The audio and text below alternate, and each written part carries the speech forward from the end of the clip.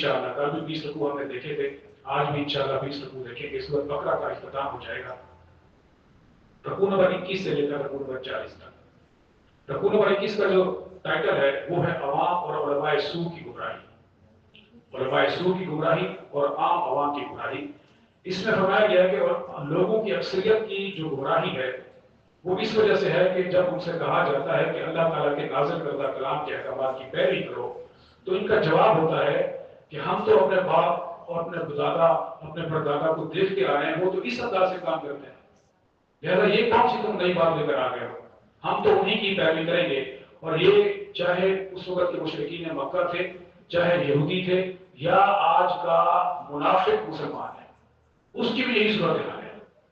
لہذا وہ بھی یہی کہتے ہیں میرے کچھ ریت ہیں، میری کچھ رسمیں ہیں، میرے کچھ رواج ہیں، میں تو اپنے آباء و اجداد کو جو چیزیں دیکھ رہا ہوں میں تو اسی طرح چلوں گا. لہذا آج بھی بدعات اور شرک کی مین وجہ یہی ہے، کاز یہی ہے. علماء کے حوالے سے فرمایا گیا ہے کہ ان میں سے اکثر حق کو چھپا کر اس میں تحریف کر کے لوگوں کی پسند کے مطابق فتوے دیتے تھے اور اس کی قیمت لیتے تھے. ایسے لوگ یہ قیمت لے کر اپنے پیٹ میں آگ بھر رہے ہیں. اللہ نے فرمایا مزید اللہ تعالیٰ نے فرمایا کہ افسوس یہ کیسے ڈٹر لوگ ہیں. ویسے بڑا حوصلہ ہے کہ یہ اللہ کے عذاب سے نہیں ڈرتے، یہ بڑا حوصلہ مند انسان ہی کر سکتا ہے. ہم تو ڈرتے ہیں بھائی. لہذا اللہ نے خود تبصرہ کیا ہے کہ کتنے نرم لوگ ہیں، انہیں اس بات کا کتنا صبر ہے کہ یہ اللہ کے عذاب سے نہیں ڈر رہے اور جانتے بوجھتے جہنم کا سودا کر رہے ہیں. اسی رکوع کے اندر فرمایا گیا ہے کہ مردار ہے، خون ہے، خنزیر ہے، اللہ کے سوا کسی اور کے نام پر ذبح کیا ہوا جانور ہے، یہ تمام حرام ہیں. خون سے مراد کہ ایسا جانور کہ جس کی گردن کو بالکل کاٹ دیا جائے، وہ الگ کر دیا جائے دھڑ سے، تو سارا خون جو ہے وہ گوشت کے اندر رہ جاتا ہے، تو ایسا گوشت بھی حرام ہے. البتہ یہ ہے کہ اللہ تعالیٰ نے فرمایا کہ جہاں زندگی کا مسئلہ ہو وہاں حرام کھایا جا سکتا ہے. جہاں پہ لگ رہا ہو کہ میری زندگی چلی جائے گی تو وہاں حرام کھایا جا سکتا ہے، لیکن اس کی دو شرائط ہے کہ اس میں میلان نہ ہو، اس کی طرف راغب نہ ہو بندہ حرام کی طرف، اور جان بچانے کے ناگزیر مقدار جو ہے اتنی ہی کھائی جائے، اس سے زیادہ استعمال نہ کرے. اسی سے ایک اور چیز بھی آتی ہے سورۃ مائدہ کے اندر پڑھیں گے آگے، وَمَن لَمْ يَحْكُم بِمَا أَنزَلَ اللَّهُ فَأُولَٰئِكَ هُمُ الْكَافِرُونَ. جو اللہ تعالیٰ کی اتاری ہوئی شریعت کے مطابق فیصلے نہیں کرتے وہ کافر ہیں. وَمَن لَمْ يَحْكُم بِمَا أَنزَلَ اللَّهُ فَأُولَٰئِكَ هُمُ الْفَاسِقُونَ أُولَٰئِكَ هُمُ الظَّالِمُونَ. یہ تین آیات آتی ہیں. آج ظالمانہ نظام ہے، آج فاسقانہ نظام ہے. اس ظالمانہ نظام کے اندر بھی پھلنا پھولنا نہیں چاہیے. مجموعی طور پر حرام والا نظام ہے آج، حرام نظام ہے آج. اجتماعی طور پہ انفرادی طور پر ہم نمازیں پڑھ لیتے ہیں، لیکن اجتماعی طور پر جو جس چھتری تلے رہ رہے ہیں وہ کافرانہ نظام ہے، وہ طاغوتی نظام ہے. لہذا اس طاغوتی نظام میں، حرام والے نظام میں زیادہ پھلنے پھولنے کی ضرورت نہیں ہے. اتنا ہی زندگی گزاری ہے جس سے انسان کی زندگی بچ جائے. اور جو حرام کھا رہا ہے، یہ کپڑا بھی سود کا ہے جو پہنا ہوا ہے، یہ اینک بھی سود کی ہے جو پہنی ہوئی ہے، یہ ٹوپی بھی سود کی ہے جو پہنی ہوئی ہے، یہ جرابیں بھی سود کی ہے جو پہنی ہوئی ہے، یہ مائک بھی سود کا ہے جو میں نے استعمال کیا ہوا ہے. اس ملک کے اندر ساری معیشت، نظام معیشت سود پر ہوتی ہے. تو لہٰذا ظاہر ہم وہ اجتماعی طور پر حرام والی لائف گزار رہے ہیں. تو یہ کم سے کم کھائیں، کم سے کم رہیں اس دنیا کے اندر، اور جتنا وہ حرام اندر جا رہا ہے اس کا کفارہ یہی ہے کہ اللہ کے راستے میں جدوجہد کریں اور یہ کوشش کریں کہ وہ نظام قائم ہو جائے جو یہ حرام والا نظام نہ ہو بلکہ اللہ کا عادلانہ شریعت والا نظام ہو. رکوع نمبر 22 کے اندر فرمایا گیا نیک انسان کون ہے. اس رکوع کے اندر نیکی کا ایک جامع تصور بیان کیا گیا ہے. نیکی کسی خاص حلیت کا نام نہیں ہے، خاص عمل کا نام نہیں ہے، بلکہ نیک انسان وہ ہے کہ جس کی نیکی خالصتاً صرف اللہ کی رضا کے لیے ہو اور آخرت کے اجر و ثواب کے لیے ہو. لہذا وہ کام نیکی ہوگا جس کے پیچھے موٹو اللہ ہو، جس کے پیچھے موٹو جنت ہو، جس کے پیچھے موٹو یہ ہو کہ میری آخرت میں خیر بھلائی ہو جائے. اور فرمایا کہ یہ لوگ نیک لوگ جو ہوتے ہیں یہ کون سے ہوتے ہیں. یہ انسان دوست ہوتے ہیں، اپنا مال مستحقین کی مدد کے لیے خرچ کرتے ہیں. یہ پہلی صفت آئی ہے کہ وہ انسانی ہمدردی کے دولت سے مالامال ہوتے ہیں. وہ عبادت گزار ہوتے ہیں، یعنی نماز قائم کرنے والے ہیں، زکات ادا کرنے والے ہیں، معاملات کے کھڑے ہوتے ہیں، سچ بولنے والے ہوتے ہیں، اپنے وعدے پورے کرنے والے ہوتے ہیں، حق اور باطل کے معرکہ میں حصہ لیتے ہیں اور اس دوران آنے والی مشکلات پر صبر کرتے ہیں، باطل کے خلاف ڈٹ کر حق کا ساتھ دیتے ہیں کھلا کھلا. اور فرمایا گیا ہے کہ یہی لوگ ہیں جو اللہ کے آگے نیک ہیں، سچے ہیں، متقی ہیں. 22واں رکوع ہو گیا. 23واں رکوع کے اندر آتا ہے رمضان، قرآن اور روزے کا بیان. اس میں روزے کے کچھ مسائل بیان کیے گئے ہیں. یا ایھا الذین آمنوا کتب علیکم الصیام کما کتب علی الذین من قبلکم لعلکم تتقون، تمہارے اوپر روزے فرض ہیں جس طرح تم سے پہلے لوگوں کے اوپر روزے فرض کیے گئے تاکہ تمہارے اندر تقویٰ پیدا ہو جائے۔ اسی طرح شہر رمضان الذی انزل فیہ القرآن، یہ رمضان وہ مہینہ ہے جس کے اندر قرآن مجید کو نازل فرمایا گیا۔ یہ رمضان کی اصل میں فضیلت بھی قرآن کی وجہ سے، اللہ تعالیٰ نے قرآن کی جیسی عظیم نعمت جب نازل فرمائی تو اس کے شکر کے طور پر 30 روزے عطا کیے۔ یہ جو 30 روزے ہم رکھتے ہیں اصل میں یہ اس ماہ رمضان کے اندر فرض بھی اسی لیے ہیں کیونکہ اس ماہ رمضان کے اندر ہی قرآن نازل ہوتا ہے۔ اگر یہ قرآن کسی اور مہینے میں نازل ہوتا تو اس مہینے کے اندر روزے فرض ہو جاتے۔ لہذا اس ماہ رمضان کی فضیلت اصل میں قرآن کی وجہ سے ہے، جس کے حوالے سے فرمایا کہ یہ واضح کتاب ہے، حق و باطل میں فرق کرنے والی کتاب ہے، اور اسی طرح کہا گیا کہ تمام انسانوں کے لیے نہایت ہی واضح ہدایت اللہ نے اسے قرار دیا ہے۔ اور اسی آیت کے آخر میں اللہ نے کہا لعلکم تشکرون، ہم نے تمہیں اتنی عظیم نعمت دی ہے تم شکر کرو۔ شکر کا تقاضا ایک تو یہ ہے کہ ہم اس کے اوپر ایمان لیں، ہم سب ایمان لاتے ہیں۔ شکر کا تقاضا یہ بھی ہے کہ ہم اس کی تلاوت کریں، صحیح طرح سے تلاوت کریں۔ کس چیز کو تلاوت کرنا آتا ہے اچھی طرح سے دیکھیے گا۔ شکر کا تقاضا یہ بھی ہے کہ تلاوت کے ساتھ ساتھ اس کو سمجھا جائے، اور شکر کا تقاضا یہ بھی ہے کہ صرف سمجھا نہ جائے، عمل بھی کیا جائے، اور شکر کا تقاضا یہ بھی ہے کہ صرف عمل نہ کیا جائے، اس کا پیغام پہنچایا جائے، اور شکر کا تقاضا یہ ہے کہ صرف پیغام پہنچایا نہ جائے، قرآن کو بالفعل نافذ کیا جائے، واسطے میں نظر آنا چاہیے چلتا پھرتا قرآن۔ لہذا وہ پارلیمنٹ ہو، وہ عدالت ہو، وہ انسان کا اپنا جسم ہو، وہ گھر ہو، وہ فیملی ہو، وہ معاشرہ ہو، وہ کنبہ ہو، وہ ادارہ ہو، کوئی بھی ہو، اس کے اندر قرآن کو نافذ کریں گے تب لعلکم تشکرون کا تقاضا مکمل ہوگا۔ لہذا یہ چیزیں ہمیں ہونی چاہیے۔ اسی طرح کہا گیا ہے وَإِذَا سَأَلَكَ عِبَادِي عَنِّي فَإِنِّي قَرِيبٌ، اور یہ بڑی پیاری بات آئی ہے کہ اے محمد صلی اللہ علیہ وسلم جب آپ سے پوچھیں میرے بارے میں لوگ تو آپ فرماتے ہیں میں بہت قریب ہوں، میں آپ کی پکار سنوں گا، میں آپ کا سوال سنوں گا، میں آپ کی دعا سنوں گا اور ڈائریکٹ جواب دوں گا۔ کسی وسیلے کی ضرورت نہیں ہے، درمیان میں کسی وسیلے کو مقرر نہ کریں، اللہ سے ڈائریکٹ بات کریں، اللہ کے آگے ڈائریکٹ اپنا تقاضا رکھیں۔ جیسا اللہ نے یہاں پر فرما دیا کہ میں تمہارے بہت قریب ہوں، اتنا قریب کہ انسان کے ساتھ کوئی اور رشتہ اتنا قریب نہیں ہے جتنا قریب اللہ ہے، لیکن پھر بھی ہم درمیان میں بہت سارے وسیلے در وسیلہ کرتے رہتے ہیں۔ آگاہ کے اندر روزے دو ہوتے ہیں، ایک روزہ فرض عبادت ہے جو اس ماہ رمضان کے اندر ہمیں رکھنا ہے، دوسرا روزہ زندگی بھر کا ہے اور وہ ہے حرام کمائی سے پرہیز۔ اسی طرح منع کیا گیا کہ دوسروں کا مال ناحق طریقے سے مت کھاؤ پوری زندگی، لہذا یہ روزہ مسلسل چلے گا۔ 24 رکوع کے اندر آتا ہے کہ اللہ کی راہ میں قتال اور انفاق کا حکم دیا گیا ہے۔ حج اور عمرہ کے کچھ بنیادی احکامات یہاں پر بیان کیے گئے۔ اس کے بعد کہا گیا مسلمانوں کو کہ مشرکین مکہ کے خلاف جنگ کرو۔ مکی دور میں اجازت نہیں تھی، کفر عیدی، مکہ میں پتھر کھاؤ پھر بھی خاموش رہو، اگر تمہیں انگاروں پر لٹایا جائے پھر بھی خاموش رہو، تمہیں سنگلاخ گلیوں میں گھسیٹا جائے پھر بھی خاموش رہو۔ عمر فاروق رضی اللہ کے جیسے دبنگ شخصیت کو بھی کہا گیا آپ خاموش رہیں۔ مکہ کے اندر خاموشی ہے، یہ بدری صورت ہے، لہذا یہاں پر فرمایا جا رہا ہے کہ مشرکین سے دین کے غلبے کی منزل سب ہونے تک آپ جنگ کریں، اور فرمایا گیا کہ تب تک لڑائی کرو جب تک فتنہ ختم نہ ہو جائے اور دین کل کا کل اللہ کا نہ ہو جائے۔ البتہ ہر قسم کی زیادتی سے منع کیا گیا ایسے، بلکہ اللہ تعالیٰ نے یہ جو اسلام کا نظام جنگ ہے اس کے اندر نہ بچوں کو کچھ کہا جاتا ہے، نہ خواتین کو کچھ کہا جاتا ہے، نہ بوڑھوں کو کچھ کہا جاتا ہے، نہ عبادت گاہوں میں موجود راہبوں کو کچھ کہا جاتا ہے، نہ ہی درختوں کو جلایا جاتا ہے، نہ ہی کھیتیوں کا نقصان کیا جاتا ہے۔ بدے مقابلے میں کچھ اور بھی دیکھ لیں، فرانس، انقلاب فرانس کہ جس میں صرف سیاسی انقلاب آیا، اس میں 20 سے 40 لاکھ افراد کی اموات ہوئی۔ اس کے ساتھ دیکھیں انقلاب روس کو 70 لاکھ سے لے کر 1 کروڑ 20 لاکھ افراد تقریباً اس میں قتل ہوئے۔ ابھی حال میں جو فلسطین کا نشر کر دیا گیا ہے، بچوں کی اموات کا بتایا جائے، عبادت گاہوں کے اوپر جو وبائی ہوئی اس کا بتایا جائے، خواتین کے حوالے سے بتایا جائے، اس کے بارے میں بتایا جائے۔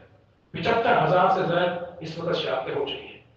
اس سے تھوڑا پیچھے جائیں 2001 سے لے کر 2020 تک افغانستان کے اندر 17 لاکھ سے زائد افراد شہید ہوئے اور اتنے ہی افواج ہوئے۔ اس کے مد مقابل آ جائیں انقلاب محمدی صلی اللہ علیہ وآلہ وسلم کی، جس کے حوالے سے کہا جا رہا ہے کہ آپ کفار کے خلاف جنگ کریں، زیادہ سے زیادہ جو فگر ملتا ہے وہ ہے 1000 کا۔ اس میں مسلمانوں کی شہادتیں بھی ہیں اور کفار کی بھی جو جانیں گئی ہیں، جو اموات ہوئی ہیں، جو جہنم واصل ہوئے ہیں، ان کی تعداد بھی ہے۔ اور انقلاب محمدی کے اندر سیاسی انقلاب بھی ہے، معاشی انقلاب بھی ہے، سماجی انقلاب بھی ہے، ٹوٹل بندہ چینج ہوا، ٹوٹل ریاست چینج ہوئی۔ لہذا یہ جو کہا جاتا ہے کہ اسلام ایک شدت پسند، تنگ نظر اور اس طرح کی جو القابات سے ہمیں مالا مال کیا جاتا ہے، تھوڑا سا آنکھیں کھولنے کی ضرورت ہے کہ کون ہے اس وقت جو انسانیت کا سب سے زیادہ نقصان کر رہا ہے، انسانیت کے علمبردار ہی ہیں جو انسان کا نقصان کر رہے ہیں۔ لہذا یہ کچھ میں نے فکر آپ کے سامنے ویسے رکھ دیا، میرے مائنڈ میں آئے ہیں۔ تو فرمایا گیا کہ ہر قسم کی زیادتی سے اللہ تعالیٰ نے منع فرمایا ہے، ایسے لوگوں کو معاف کرنے کا حکم دیا گیا جو ظلم اور شرک سے باز آ جائے۔ اگر قیدی کوئی آ گیا تو خدمت بھی کریں گے اسلامی ریاست والے، انہیں کھلائیں گے پلائیں گے، ان کی تبلیغ اور دعوت کا کام بھی کریں گے، انہیں اسلام قبول بھی کروائیں گے ان کی اپنی مرضی سے، اور اس کے بعد انہیں معاف بھی کر دیا جائے گا۔ یہ بھی حکم دیا گیا کہ جنگ کے لیے مال خرچ کرو اور اپنے آپ کو ہلاکت میں نہ ڈالو۔ اگر تم جنگ نہیں کرو گے تو دشمن تم پر حاوی ہو جائے گا اور تمہیں ہلاک کر ڈالے گا، لہذا تم جنگ کرو، اس کے لیے جان اور مال دونوں کھپاؤ۔ رکوع نمبر 25 کے اندر آتا ہے کہ پورے کے پورے اسلام میں داخل ہو جاؤ۔ آغاز میں مناسک حج کے حوالے سے کچھ تذکرہ کیا گیا، اس کے بعد خاص طور پر کہا گیا کہ حج کے موقع پر دعاؤں کے لیے وسیع وقت ہوتا ہے، لیکن اللہ نے فرمایا کچھ بدنصیب ایسے ہوتے ہیں جو وہاں پہ بھی دنیا مانگتے ہیں، گئے ہوئے ہیں مکہ اور مدینہ اور دنیا مانگتے رہتے ہیں، ان کے لیے آخرت میں کچھ بھی نہیں ہے۔ البتہ جو لوگ دنیا سے اللہ سے دنیا آخرت دونوں کی بھلائیاں مانگتے ہیں، ان کے لیے آخرت میں ان کی نیکیوں کا بھرپور اجر ہے۔ رکوع کے آخر میں فرمایا کہ پورے کے پورے اسلام میں داخل ہو جاؤ، جو بھی تلاوت میں نے کی ہے یا ایھا الذین آمنوا ادخلوا فی السلم کافہ۔ ایسا نہ ہو کہ کچھ باتیں اللہ کی مانو، ایسا نہ ہو کہ کچھ باتیں اپنے رسم و رواج کی مانو، ایسا نہ ہو کہ کچھ باتیں اپنے نفس کی مانو، اور یہ بھی نہیں ہوگا کہ بھی کسی اپنے بڑے پیر کی پیروکار جو مرشد کی کسی سردار کی، وہ چاہے سیاسی ہو چاہے مذہبی ہو، اس کی کچھ باتیں مانی جائیں اور کچھ باتیں اللہ کی مانی جائیں۔ تو فرمایا گیا ہے کہ ایسی غیر خالص اطاعت شیطان کے نقش قدم کی پیروی ہے، اللہ اسے ہرگز قبول نہیں فرمائے گا۔ کل بھی یہ بات آئی تھی، افتؤمنون ببعض الکتاب وتکفرون ببعض، کہ تم کتاب کے کسی کو مانتے ہو کسی کو چھوڑ دیتے ہو تو تمہارے دنیا کے اندر بھی ذلت ہے اور آخرت کے اندر بھی شدید عذاب ہے۔ رکوع نمبر 26 کے اندر فرمایا گیا کہ جنت کا حصول آسان نہیں ہے۔ اس رکوع کے آغاز میں اللہ نے فرمایا کہ تم ایک امت تھے، اب بھی ہو، آدم علیہ السلام کی امت، آدم علیہ السلام کی اولاد ہو، اس کی نسل سے ہو، لیکن آپس میں تعصبات، زدم زدہ، اس کے سبب تم گمراہ ہو گئے۔ تو فرمایا گیا کہ ہدایت پر وہی ہے جس نے ایمان کی روش اختیار کی، لہذا وہ کسی بھی قوم سے ہے، قبیلے سے ہے، کالا ہے، گورا ہے، امریکی ہے، ایشیائی ہے، جو ہدایت پر ہے اللہ کے نزدیک کہا گیا یہ وہ ہوگا جو ایمان کی روش اختیار کرے گا۔ اسی طرح فرمایا گیا کہ جنت کا حصول بھی آسان نہیں ہے۔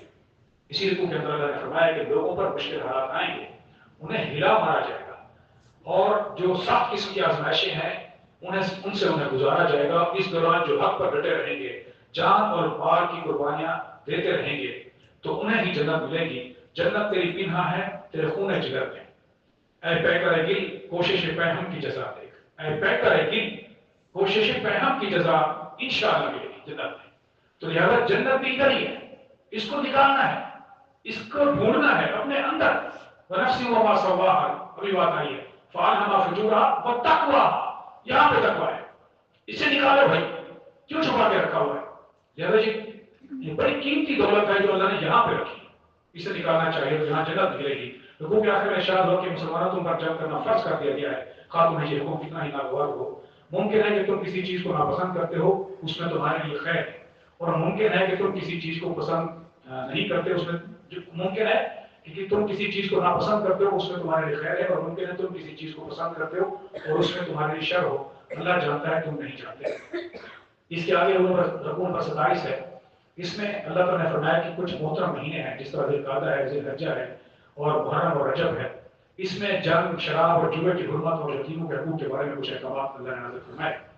حرمت والے مہینوں میں جنگ کے حوالے سے ارشاد ہوا کہ بلا شبہ ان مہینوں میں جنگ کرنا منع ہے، لیکن مسلمانوں سے غلطی ہو گئی، اور غلطی یہ ہوئی کہ ان محترم مہینوں میں ان سے کوئی جنگ ہو گئی۔ تو اللہ تعالیٰ نے فرمایا ہے کہ ٹھیک ہے، مسلمانوں سے اس حوالے سے جنگ ہوئی، البتہ وہ لوگ جو اعتراض کر رہے ہیں، اعتراض کر رہے تھے کہ مسلمانوں نے ان محترم مہینوں میں جنگ کیوں کی ہے، تو فرمایا جا رہا ہے کہ یہ وہی لوگ ہیں جو کافر ہیں، اور یہ وہ لوگ ہیں جو اللہ کی راہ سے لوگوں کو روکتے ہیں، شرک کرتے ہیں، حرم سے لوگوں کو نکال دیتے ہیں، ان کے جرائم اس سے بھی بڑے ہیں۔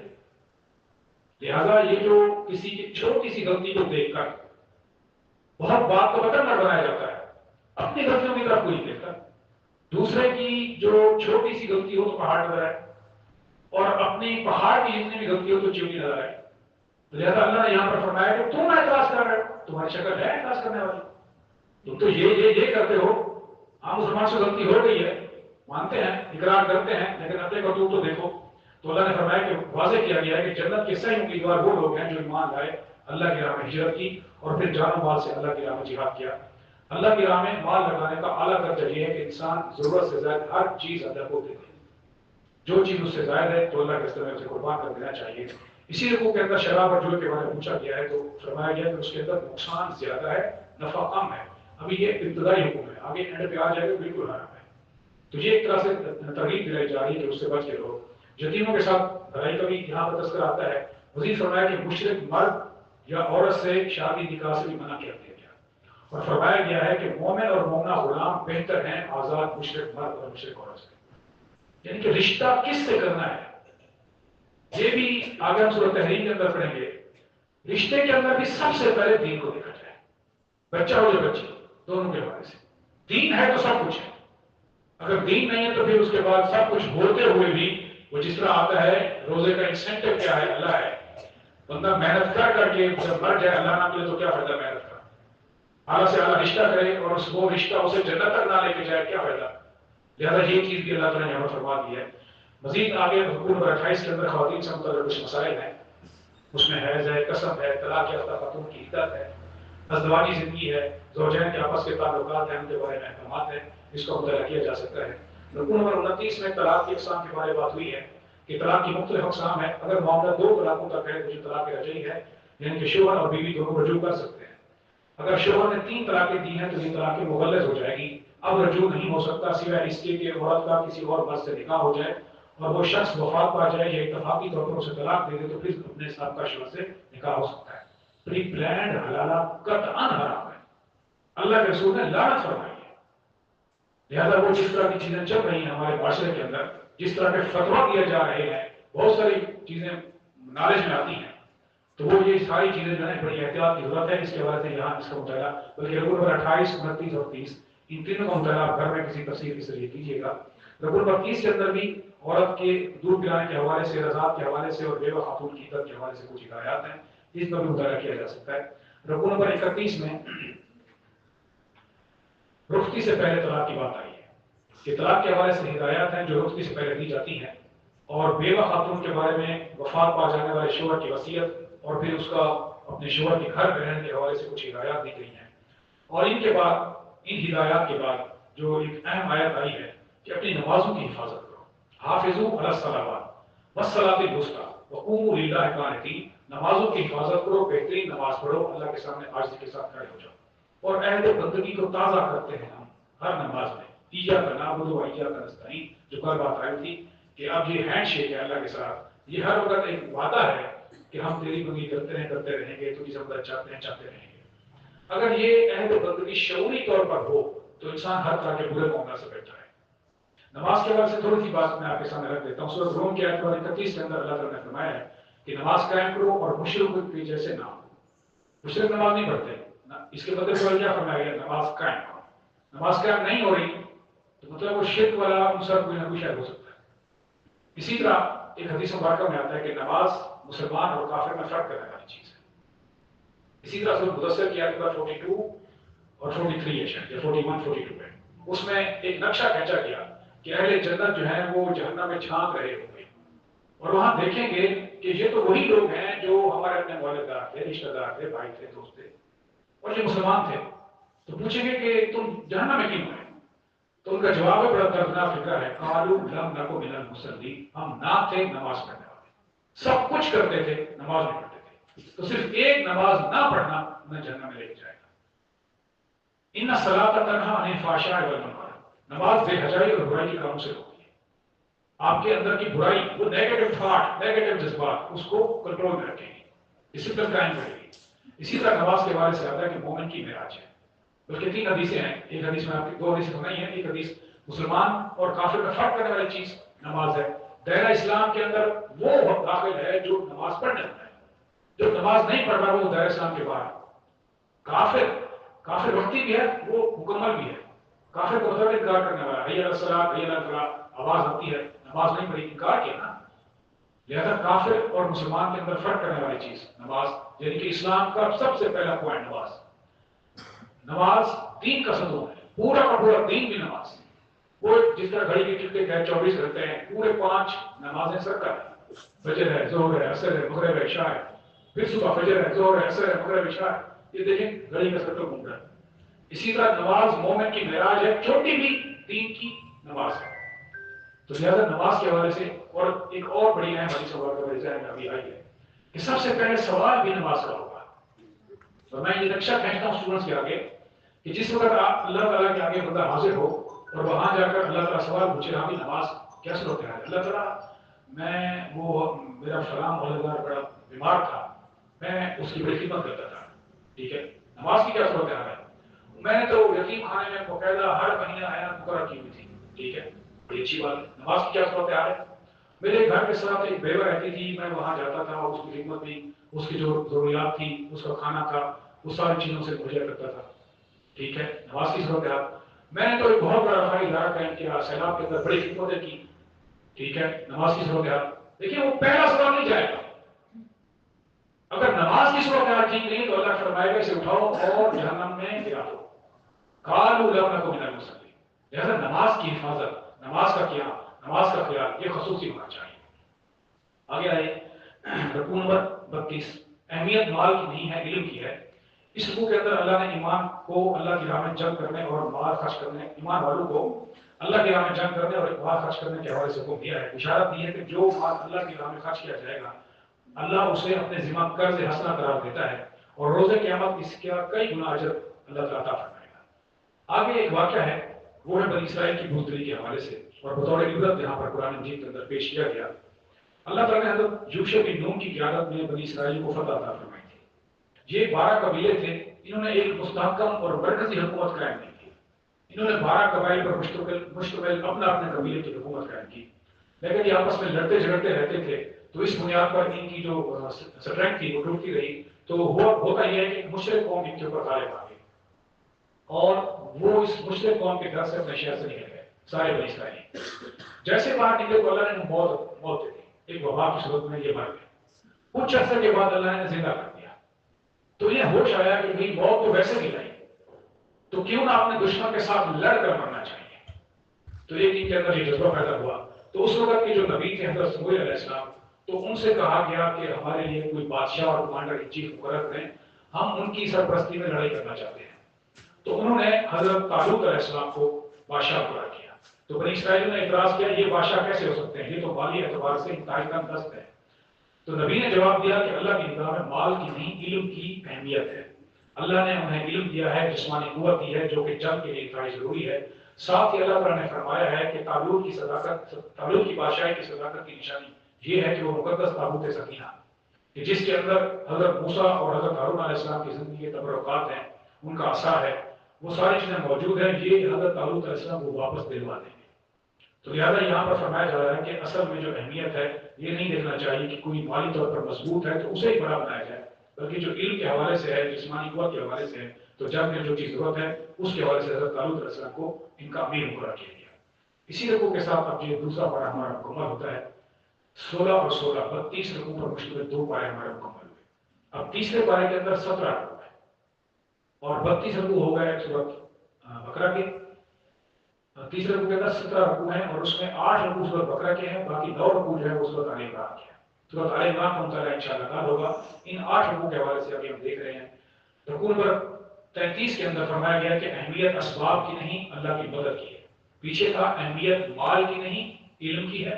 यहाँ पर फरमाया जा रहा है अहमियत असबाब की नहीं, अल्लाह की मदद की है। हजरत तालूत की जालूत के साथ जंग का जिक्र है। हजरत तालूत उनका लश्कर जो था तादाद और असबाब के लिहाज से इंतहाई कमजोर था, लेकिन उनका भरोसा अल्लाह पर था। उन्होंने अल्लाह से स्पेशल सब्र इस्तकामत और नुसरत की इल्तिजा की। अल्लाह ने उनकी मदद की। उन्होंने जालूत के कई गुना बड़े लश्कर को शिकस्त पाई। और तौरात के हवाले से इसका पूरा तस्करा आता है कि कुरान की बात नहीं कर रहा, मैं तौरात की बात कर रहा हूँ कि उसके अंदर आता है कि तालूत अलैहिस्सलाम और सामने जालूत का लश्कर मौजूद था और जालूत लड़का रहा था और इधर वाले थोड़े डरे हुए थे।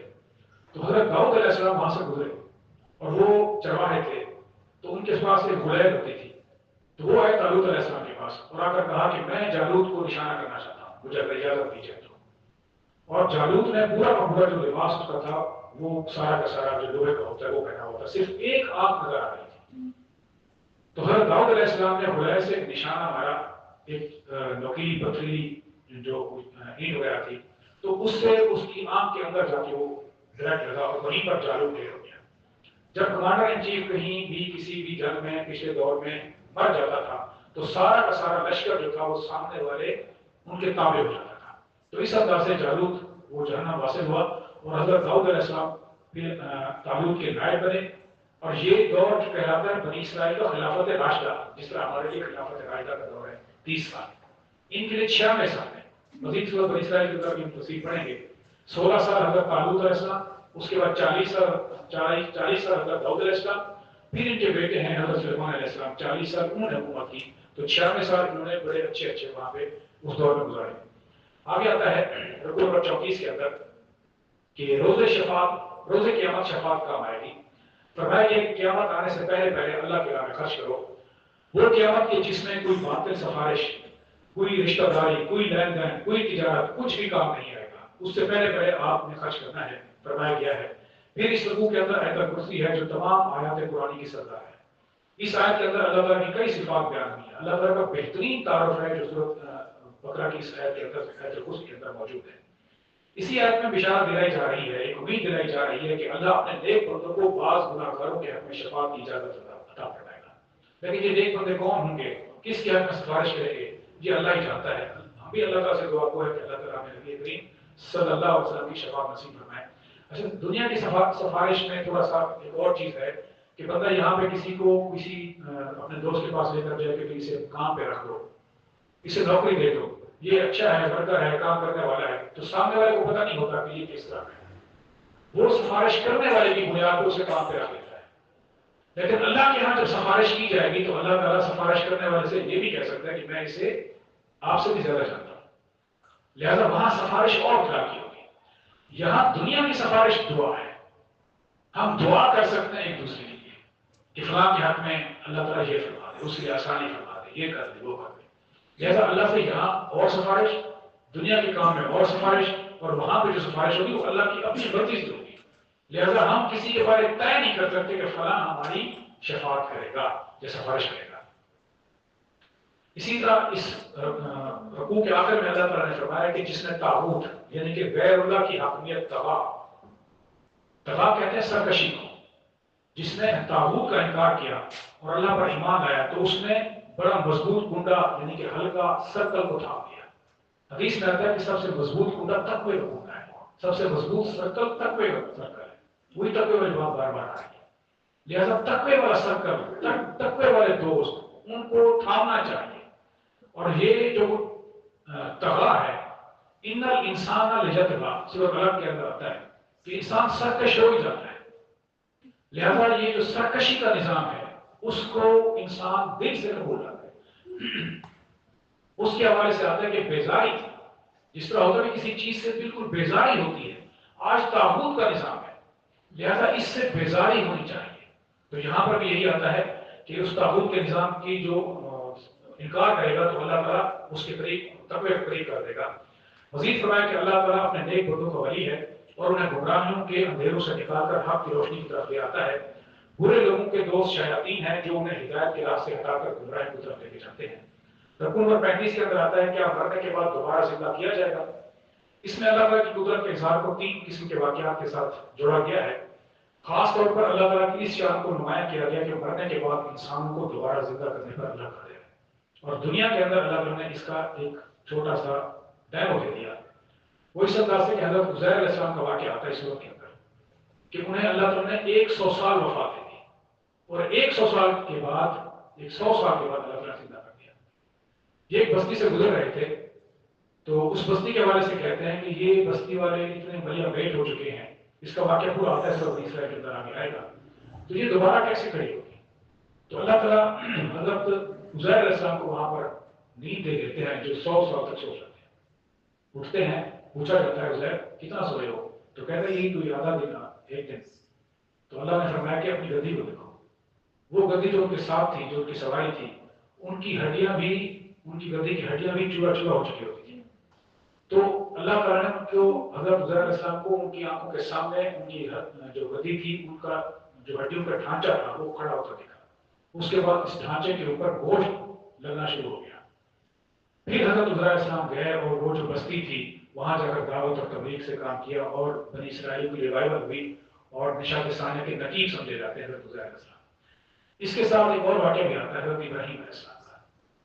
وہ واقعہ آتا ہے عام طور پر آپ نے پڑھا ہوا ہے کہ نمرود کے ساتھ ایک مکالمہ ہے کہ نمرود پوچھتا ہے کہ تمہارا رب کون ہے؟ تو حضرت ابراہیم جواب دیتے ہیں میرا رب وہ ہے جو موت بھی دیتا ہے اور زندگی بھی دیتا ہے. کہتا ہے یہ تو مسئلہ ہے. ایک اس نے جیل سے ایسے بندے کو نکالا کہ جسے چھوڑنا تھا اسے مار دیا اور جسے مارنا تھا اسے چھوڑ دیا. کہا میں بھی موت دے دیتا ہوں اور میں بھی زندگی دے دیتا ہوں. یہ کون سا بڑا مسئلہ ہے؟ تو حضرت ابراہیم علیہ السلام نے جواب دیا کہ میرا رب تو وہ ہے جو مشرق سے سورج کو نکالتا ہے. اگر تو رب ہے تو مغرب سے نکال کے دکھا. فابو ہے نزیک کفر یہاں پہ آتا ہے. تو کافر مبہوت ہو کر رہ گیا. اس کے پاس کوئی جواب نہیں تھا. لہٰذا انتہائی مدلل طریقے سے حضرت ابراہیم علیہ السلام نے جواب دیا. اور پھر حضرت ابراہیم علیہ السلام کو مزید ان کے ایمان کی پختگی کے لیے اللہ نے فرمایا کہ 4 پرندے جو مردہ تھے مٹی کے ان کو الگ الگ ان کے دھڑ کو الگ کیا, ان کے سر کو الگ کیا, ان کے پروں کو الگ کیا, ان کے پنجوں کو الگ کیا اور 4 مختلف جو پہاڑوں کی چوٹیوں پر رکھ دیا. اور اس کے بعد ان 4 پرندوں کو حضرت ابراہیم علیہ السلام نے موجے سے زندہ کر دیا. تو یہ یہاں پہ اللہ تعالیٰ نے فرمایا کہ موت کے بعد زندہ کرنا میرا کام ہے. رکوع نمبر 36 کے اندر آتا ہے کہ انفاق فی سبیل اللہ کی فضیلت ہے اور اس کے کچھ آداب ہیں جو بیان کیے گئے ہیں. اللہ کی راہ میں خلوص کے ساتھ مال خرچ کیا جائے. دکھاوا کرنا, کسی کو صدقہ دے کر احسان جتلانا, تانا دینا صدقات کو ضائع کر دیتا ہے. ریاکاری کسی بھی قسم کی نیکی کو ضائع کر دیتی ہے. دکھاوے والی نیکی ضائع کر دیتی ہے. ہاں موٹیویشن کے لیے آپ کسی کو کچھ کہہ سکتے ہیں, بتا سکتے ہیں. وہ جو صدقہ ہے نا اس کی وجہ سے 2 باتیں آتی ہیں. آپ دکھا کر بھی دے سکتے ہیں وہ اس لیے تاکہ دوسروں کو موٹیویشن ملے. نہیں تو یہاں پہ جو بات آئی ہے کہ ریاکاری پر اس سے بچنا چاہیے. اور اللہ نے کچھ زبردست قسم کی مثالوں سے یہاں بات سمجھائی کہ جس طرح چٹان کے اوپر مٹی ہوتی ہے, شدید قسم کی بارش آتی ہے تو مٹی دھل جاتی ہے, چٹان نکل آتی ہے. ایسی ریاکار انسان کے آخرت میں سارے کے سارے جو ریاکاری والے اعمال ہوں گے وہ دھل جائیں گے. انسان کی اصلیت ظاہر ہو جائے گی. یہاں پہ چاہے وہ بڑے خیراتی اداروں کے اندر, فاؤنڈیشنز کے اندر, مدارس کے اندر, یتیم خانے کے اندر دیتا رہا لیکن آخر میں شاید ریاکاری کی وجہ سے کچھ بھی نہیں پا سکے گا. اس کے مد مقابل فرمایا گیا کہ خلوص کے ساتھ خرچ کرنے والوں کو اللہ تعالیٰ 700 گنا تک اجر عطا فرماتا ہے. پھر اللہ نے فرمایا ہے کہ اللہ جس کے لیے چاہے اجر کو بڑھا دے اور جس کو چاہے اس کے اجر کو کم کر دے ریاکاری کی وجہ سے. آگے رکوع نمبر 37 کے اندر فرمایا گیا کہ انفاق فی سبیل اللہ کا جو بہترین مصرف ہے وہ یہ ہے کہ اللہ کے راستے میں اپنی بہترین چیز لگاؤ جو آپ کے پاس سب سے بہترین ہے. آپ کا وقت بہترین ہے, آپ کی صلاحیت بہترین ہے, آپ کی اولاد آپ کے لیے بہترین ہے, آپ کی دولت آپ کے لیے بہترین ہے. جو بہترین چیز ہے وہ اللہ کے راستے میں خرچ کرنا چاہیے. اللہ کی راہ میں اچھا اور پاکیزہ مال خرچ کیا جائے. جیسا مال تمہیں پسند ہے ویسا ہی مال اللہ کی راہ میں دو. پھر انفاق مال کا ایک اور مسئلہ بھی بتایا گیا ہے کہ ان لوگوں کی بھی مدد کی جائے جو دین کی خدمت کر رہے ہیں, اس طرح سے لگے ہوئے ہیں کہ معاش کی جد و جہد نہیں کر سکتے. جو لوگ 24 گھنٹے اس کام میں لگے ہوئے ہیں ان کے حوالے سے اللہ نے فرمایا کہ ان کو, اور پھر وہ لپٹ کر مانگتے بھی نہیں ہیں. مزید فرمایا گیا وہ کسی کے آگے ہاتھ بھی نہیں پھیلاتے. ایک تو دین کا کام کر رہے ہیں 24 گھنٹے اور پھر ہاتھ بھی نہیں پھیلاتے. تو اللہ نے یہاں پر فرمایا کہ ان کو بھی آپ نے کچھ نہ کچھ دیتے رہنا ہے انفاق کے حوالے سے. مزید فرمایا کہ مال و دولت سے بڑی نعمت جو ہے وہ حکمت ہے. ایسی باطنی بصیرت کہ جو انسان کو حق اور باطل میں فرق کرنا سکھائے اور پھر حق کی طرف اس کا میلان ہو جائے, رغبت ہو جائے اور باطل سے اس کو بیزاری ہو جائے. اسے کہتے ہیں حکمت. تو لہذا فرمایا کہ بہترین نعمت حکمت ہے, یعنی کہ باطنی بصیرت. جسے حکمت عطا کی گئی اسے تو بہت بڑی بھلائی مل گئی. اللہ تعالیٰ ہمیں بھی حکمت عطا فرمائے, آمین. رکوع نمبر 38 سودی لین دین کی پرزور مذمت کی گئی ہے. حکم دیا گیا کہ سودی لین دین چھوڑ دینا چاہیے. فرمایا گیا سود حرام ہے, تجارت حلال ہے. اور یہاں پر فرمایا گیا قبر میں سود خور ایسے اٹھے گا جیسے مجنون اور پاگل انسان ہوتا ہے, حواس باختہ, اسے سمجھ نہیں آئے گی. تو یہاں پر مزید فرمایا گیا ہے کہ اگر تم سود نہیں چھوڑتے تو پھر آ جاؤ میرے خلاف, یعنی کہ اللہ اور اللہ کے رسول کے خلاف جنگ کے لیے. یہ واحد ایک ایسی برائی ہے جس کو قرآن نے اس طرح سے ایڈریس کیا ہے. کسی برائی کے بارے میں اللہ نے اس طرح سے سخت الفاظ استعمال نہیں کیے. سود چھوڑو نہیں تو میرے ساتھ جنگ کرو. کسی کے اندر ہمت ہے کہ اللہ کے ساتھ جنگ کرے؟ کسی کے اندر ہمت ہے کہ اللہ کے رسول کے ساتھ جنگ کرے؟ ہم کر رہے ہیں نا بھائی, ملک کی سطح پہ کر رہے ہیں. پورا نظام سودی نظام ہے. آپ مجھ سے زیادہ پڑھے لکھے ہیں. ہمارے اندر اتنا جرأت آ گئی ہے کہ ہم اللہ کے خلاف بغاوت کرے، اس طرح عام کھڑے ہو گئے، اور کسی سے کہا جائے تو آگے سے تانے ملتے ہیں، پہلے کٹھے ہوتی ہو مولی، فلاں فرقہ فلاں فرقہ فلاں فرقہ، پھر کٹھے ہوتی ہو، پیچھے تک نکالتا ہے،